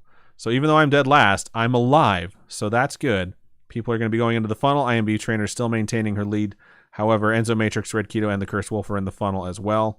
Robin survived the fall, which we can all agree we're disappointed with. But who knows? Maybe she'll fall off in a later time. Sherry Sue has fallen off. I'm going to go to IMB Trainer now in the beginning, or excuse me, in the front. Avoids the backwards arrows and has entered this like terrible cylinder of spikes and nails and gets through pretty quickly, in fact. All right. This tunnel that looks like a devil's pitchfork is pretty straightforward. Laura Ann, however, has fallen off. I am still in dead last place. Don't know what the F I'm doing back there, but if you voted for me, you're going to have to root for Robin to fall off. IMB Trainer and Red Kato are pretty close together, and they both make the jump at the same time. It looks like Red Keto might have a chance. Nah, neither of them are going to go the center track, which I think is technically the fastest. Everyone else is making their jumps right now.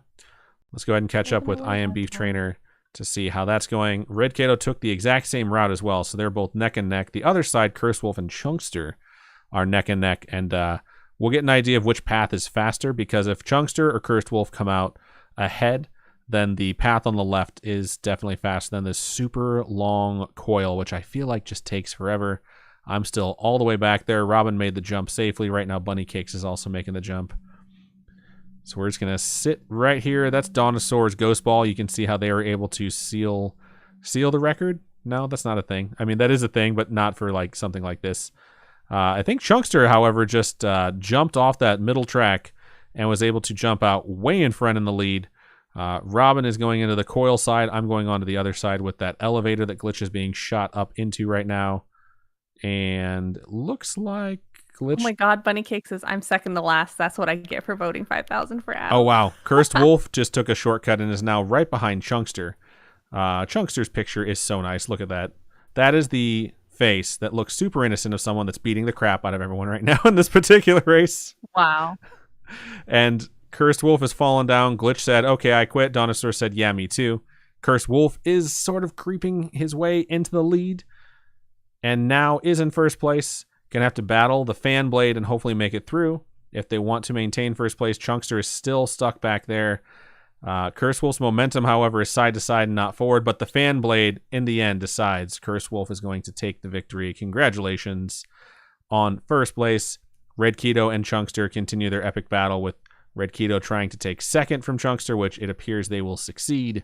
I have somehow passed Robin. We can all agree that that is the best thing that's ever happened. I Am Beef Trainer in protest throws themselves off the track. Robin, however, is coming down a different path and may just jump directly in front. We'll see what happens with this fan blade. If I can cruise through. Nope, ran directly into it. Here comes Robin trying to get through. Nope, she doesn't make it through either, but we're kind of neck and neck. Gonna try and weave my way around here. Me, Lizardtree, and Bob the Builder are gonna go ahead and jump in there. I have finished ahead of Robin, so whoever voted on me will be paid out. I should now state I put 800 good ghosties down on the Robin Grace because I had no confidence and I paid for it. Damn it. So congratulations one more time, Cursed Wolf, on your victory. And said, all I got to say is go Adam. Woo! So you won twice if you voted for me, because you won the race and also you won the bet. Let me go ahead and do the payout really fast. Manage prediction, choose outcome. I finished first, complete prediction. Down my throat. Cool.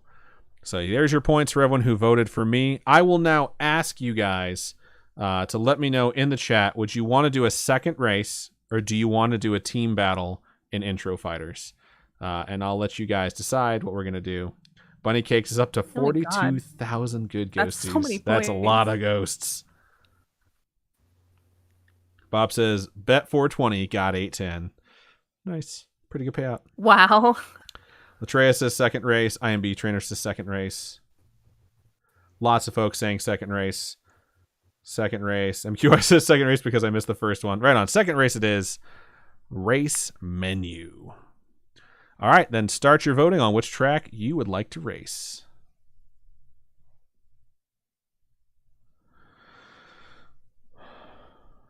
Oh.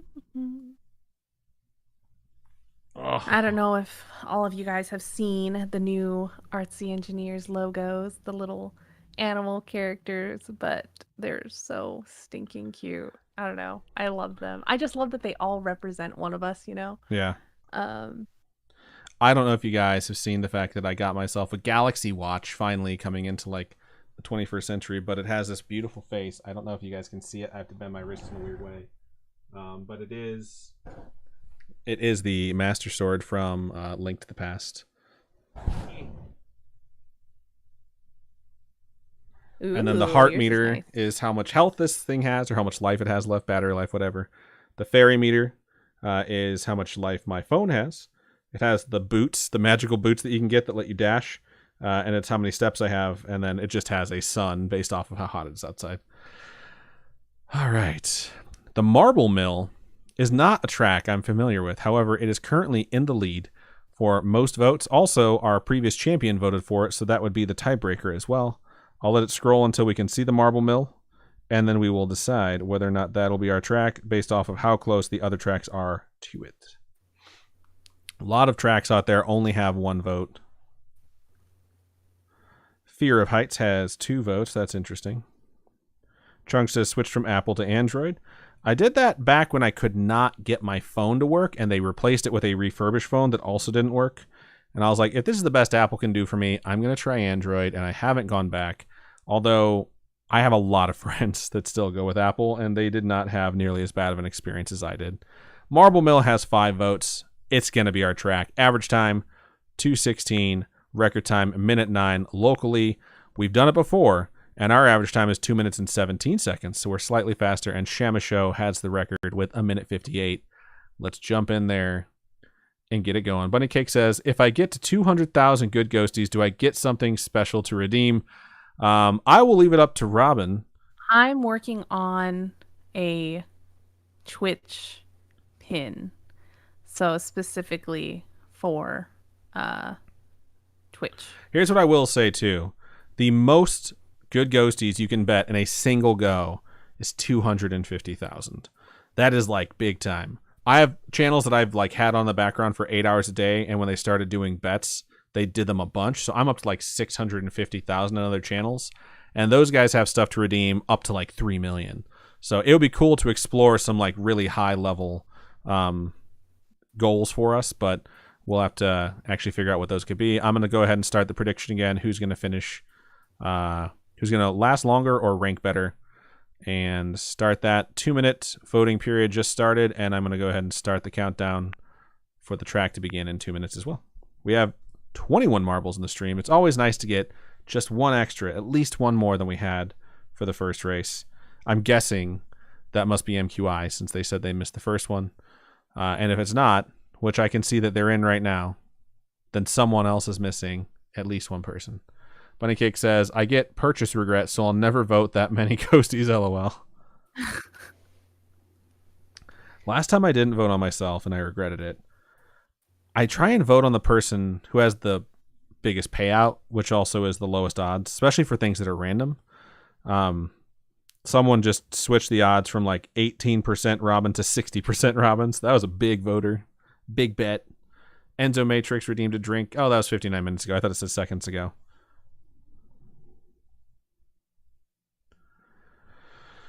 Ah, man. I have a presentation tomorrow, and I haven't even started on building out the deck for it. It should be pretty straightforward because I have like automated reports now that should like build my slides out for me. But I'm probably gonna have to work after this, and that sucks. It's also super hot in this room right now. All right, I'm gonna look at some of the details of the voting that's going on.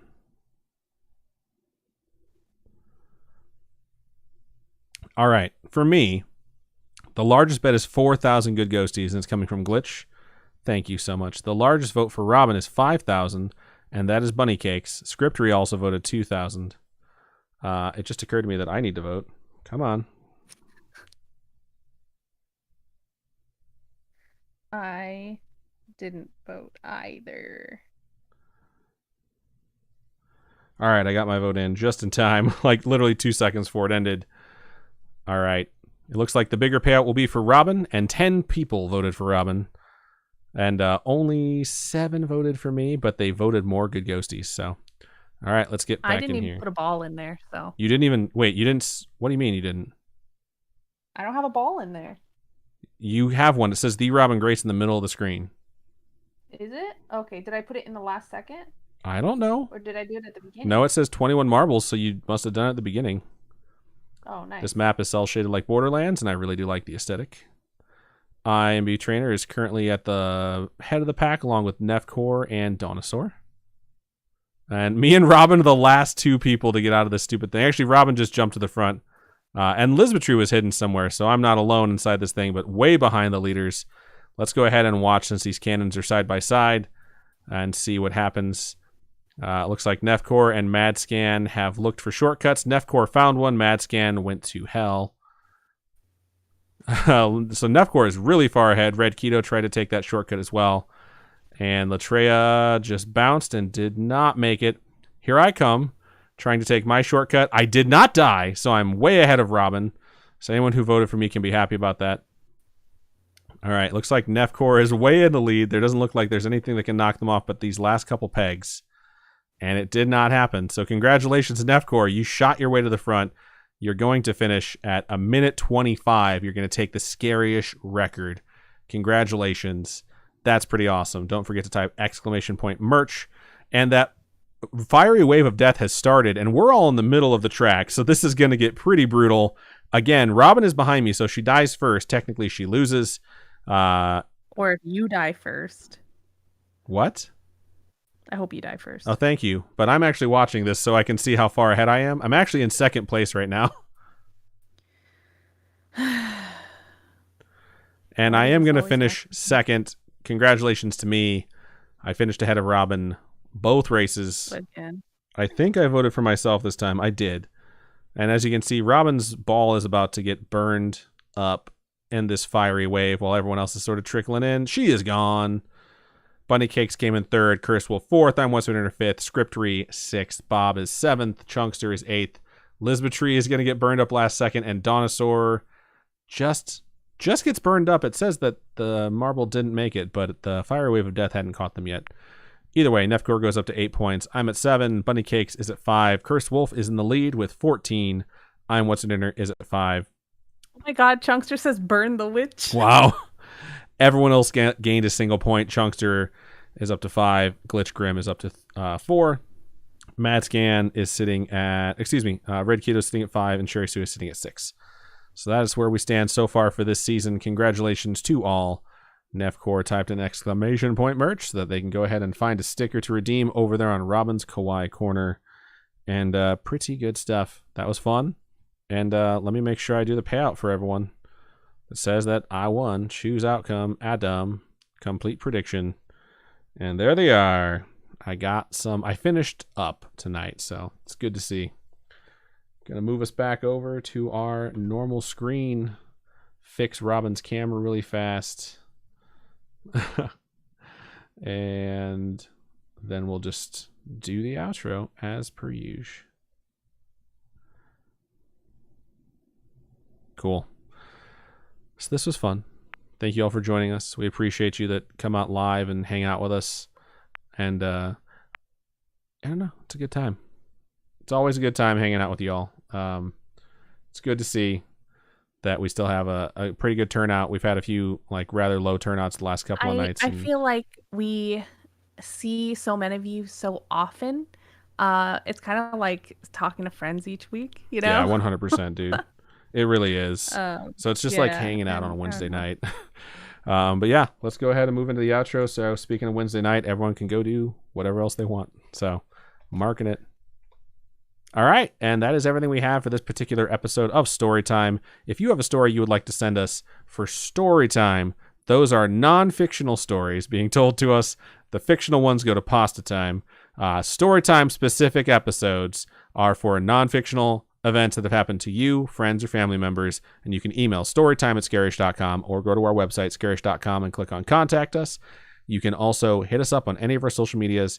Facebook is facebook.com/Scaryish Podcast. Twitter is @ScarishPod, and Instagram is @Scaryish Podcast. For folks who would like to donate to us, Robin, how can they do so? You can go to patreon.com/Scaryish Podcast. Those are monthly donations. Tiers start at $1. I'll be mailing out this month's rewards soon, not this weekend, probably sometime next week. And then if you're not into the monthly donation type thing, you can also go to coffee, ko-fi.com/Scaryish Podcast. And we appreciate all of you that take the time out of your day to listen to us, to support us, and everything that you do to make us what we are. Indeed. It means the world to us. So hopefully you guys enjoyed this episode, and we will keep them coming. So that's about everything we have. Robin, why don't you go ahead and sign us out? Keep on creeping on, and we'll talk to you guys later. Bye-bye. Bye.